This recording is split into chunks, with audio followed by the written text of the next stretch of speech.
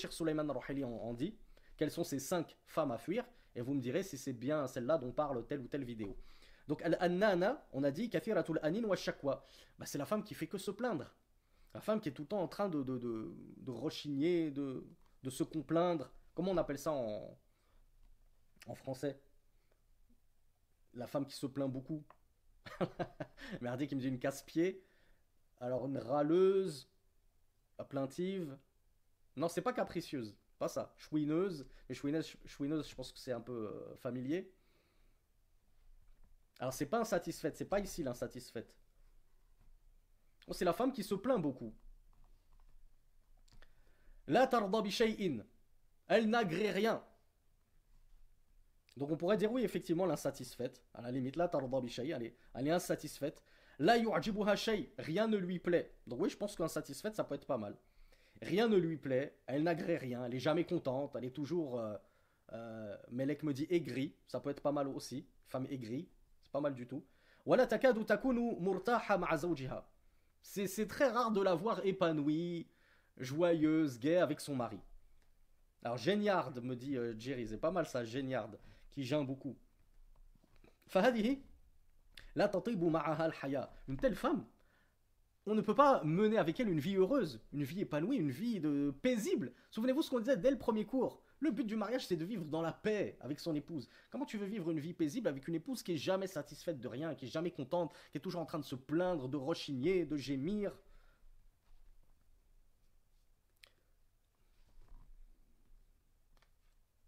Le shir nous dit, depuis que l'homme il rentre à la maison, jusqu'à ce qu'il dorme, puis qu'il sorte de la maison pour aller vaquer à ses occupations et aller travailler, sa femme, il la trouve dans les complaintes et dans les jérémiades. Donc cette femme-là, qu'on vient de prendre ses jambes à son cou si on arrive à déceler qu'elle est ainsi. Wal hannan, deuxième type de femme à fuir, ils ont dit hiyallati tahinnu ila zawjin akhar. Ah là c'est chaud les hommes. Là c'est chaud les frères. Celui qui tombe là-dessus vraiment faut être fou pour accepter une femme comme ça. C'est une femme qui a des vues sur les autres hommes et qui t'en parle dans le plus grand des calmes, qui te dit ouais moi un tel je le trouve vraiment beau, il est vraiment intelligent. Elle commence à vanter les autres hommes devant toi. En fait, elle a des vues sur d'autres hommes et elle t'en fait part et elle a aucune pudeur pour essayer à minima de cacher ça et de le garder pour elle. Donc tamtannu ala zawjiha binafsiha wa tudhakkiruhu da'iman wa taqul ma alladhi awqa'ani fika mithli yakunu li mithlik. Et c'est quelqu'un qui va en plus se vanter en disant une femme comme moi, elle mériterait plutôt quelqu'un de plus beau que toi, plus intelligent que toi, de plus pieux que toi.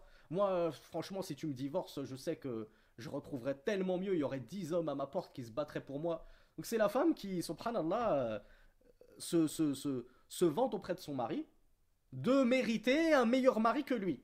Qu'Allah nous préserve d'un tel type de femme. Et bien sûr, c'est des défauts qui sont rédhibitoires même chez les hommes. Imaginez un homme qui dit ça à son épouse aussi. C'est terrible. Un homme qui se vante et qui dit si je te divorce, je retrouverai 10 princesses tellement mieux que toi. C'est horrible.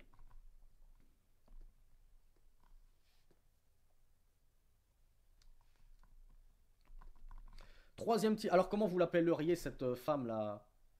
Ce serait difficile en français. Ben, j'ai pensé à la vaniteuse, mais elle se vante et en même temps elle pique son mari. Elle lui fait du. Ouais, la prétentieuse. La diva. Je sais pas si on pourrait l'appeler la diva qui pense mériter le top du top.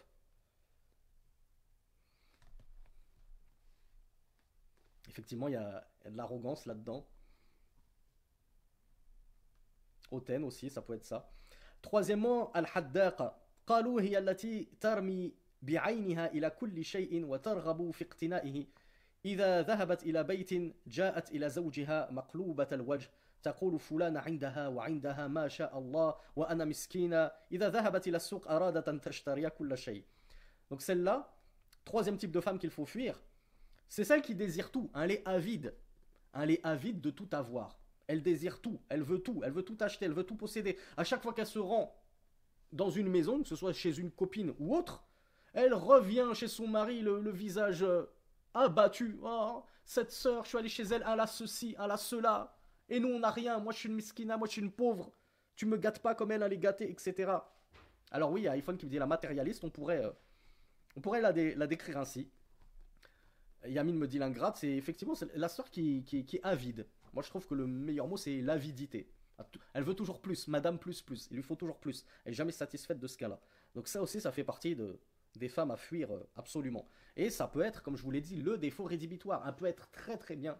Si tu vois qu'elle n'a que ce défaut, ça peut être justifié de ne pas l'épouser à cause de ce défaut. Puisque les savants nous ont dit 5 femmes, fuyez-les si vous trouvez ça. C'est pas ces 5 défauts-là, il faut qu'ils soient réunis en une femme pour la fuir. Non, il suffit qu'elle ait ce défaut-là, ou celui-là parmi les 5 pour ne surtout pas l'épouser, comme nous l'ont dit les savants, comme nous l'ont conseillé.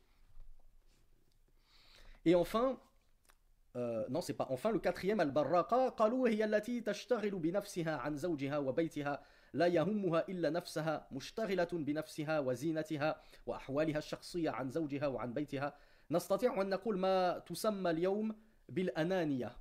Al-Barraqa, alors bravo Bint Enka, qui la connaissait déjà. Là, la traduction, elle est toute trouvée, c'est l'égocentrique. L'égocentrique, donc, qui ne pense qu'à elle-même. Khalid me dit l'égoïste.